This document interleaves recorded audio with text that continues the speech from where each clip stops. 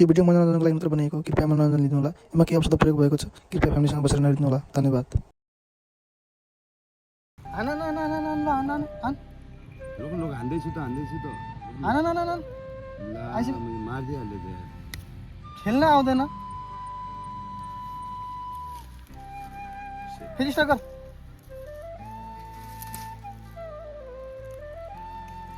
होइन के हो यो घाँस त के हो, गन्ना हात हो, गदाले मुते के हो? आफू चेक गर्दा यार गन्ना खा त्यहाँ छ त गदाले त मुत्यो होला त। हो रहेछ, गदाले मुते रहेछ।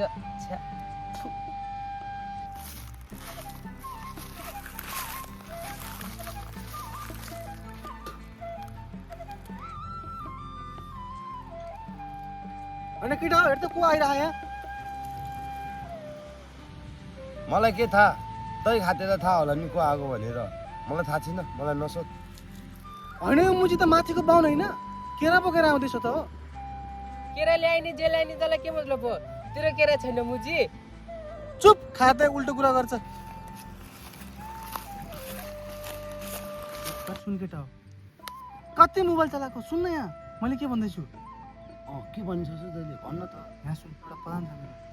बाहुनले केरा बोकेर आउँदैछ, बाहुनको केरा लुटाउँ। हामी लुटेर जस्तो लाग्यो अरूको केरा लुट्नलाई। त्यही त साला खाते। सोच त एकचोटि, बाहुनले ल्याएको पाकेको केरा लुट्यो भने मजाले खाना पाइन्छ। भो लुटेर त नखाम होला भो। चुप, जाँटो, धेरै ज्ञानको कुरा गर्छ। म बाहुन फुस्किन लागिसक्यो। तैँले जिन्दगीमा यत्रो केरा पाकेको कहिले खाएको छस्? नै खाएको छैन यार। अनि फेरि तैँले आज खाना खाइस्? नै थाहा छैन। त्यसो भए कसरी लुट्ने त? यहाँ सुन केटा हो, सुरुमा चाहिँ बजार, त्यसपछि यो जान्छ, त्यसपछि लास्टमा म आउँछु। स्याउली बजारमा केरा ताना तान्दो हाना हान्दो, स्याउली बजारमा आज त केरा खाने हो नि हो।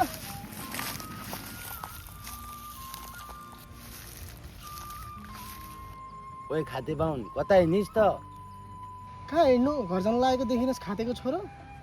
होइन त्यो काँधमा के बोकेर हिँडेको? राँगाको गेडा जस्तो बाहुन बुढा।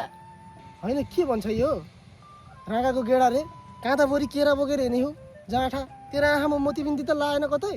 तेरै आँखामा मोतीबिन्दु लाग्छ। राँगाको गेडा बोकेर हिँड्छ काँधमा, अझ उल्टै मलाई गाली गर्छ खाते बाहुन साला। पागल बाहुन बुढा। खाते बाहुन पो भन्छ। अस्ति त्यसको हजुरआमाको किरिया गरेर आउँदाखेरि त जय जय भनेको थियो त। कस्तो मुजी, औँसीको दिन जन्मे रहेछ क्या हो। माथि साइला घर भर्खर सराते गरेर खाँदाभरि केरा हाल्दा हेर्छु। राँगा गेडा पो भन्छ बा। कस्ता मुजीहरू रहेछन् हो। अर्को को आयो मुजी फेरि यो। म हो नि बाहुन बुढा। ए बाहुन के भयो? घाँटीमा सुँगुरको पाठा बोकेर हिँड्नुहोस् त, के भयो? सुँगुरको पाठो रे, भर्खर देखेन शरद गरेर केरा बोकेर आएको जाठो। थेट बाहुन, सुँगुरको बच्चा बोकेर आछ, केरा भन्दो रहेछ। होइन यो गाउँको मान्छेहरूलाई के भयो? कसैले राँगाको भेडा भन्छ, कसैले सुँगुरको पाठो भन्छ, काँधाभरि केरा हालेर आएको छु। सबै बौलाएछन् क्या हो यो गाउँको मान्छेहरू त। यो मुजीलाई के भयो फेरि? ओहो, यो त मगर हो, यसलाई सोध्नु पऱ्यो। यसले त सत्य कुरा बोल्छ। ए मुजी मगर, यता आता। होइन तँलाई मेरो यो काँडा के बोकेर हिँडेको जस्तो लाग्छ? कसैले राँगाको गेडा भन्छ, कसैले सुँगुरको पाठा भन्छ। के चाहिँ जस्तो लाग्छ तँलाई भन् त? यो लाग्दैन हो मुजी बाहुन। राँगाको गेडा पनि होइन, सुँगुरको पाठो पनि होइन, तैँले त मुजी गधाको बच्चा बोकेर हिँडेको छस् हो।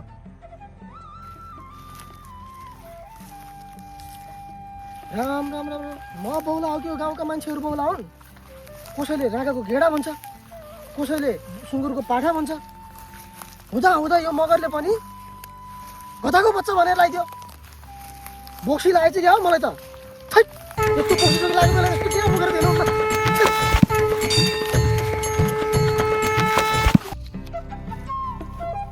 बाहुनले केरा फाले पिटा हिँड।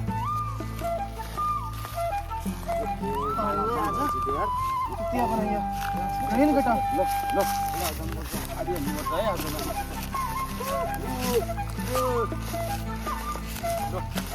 अझै मस्त हुन्छ।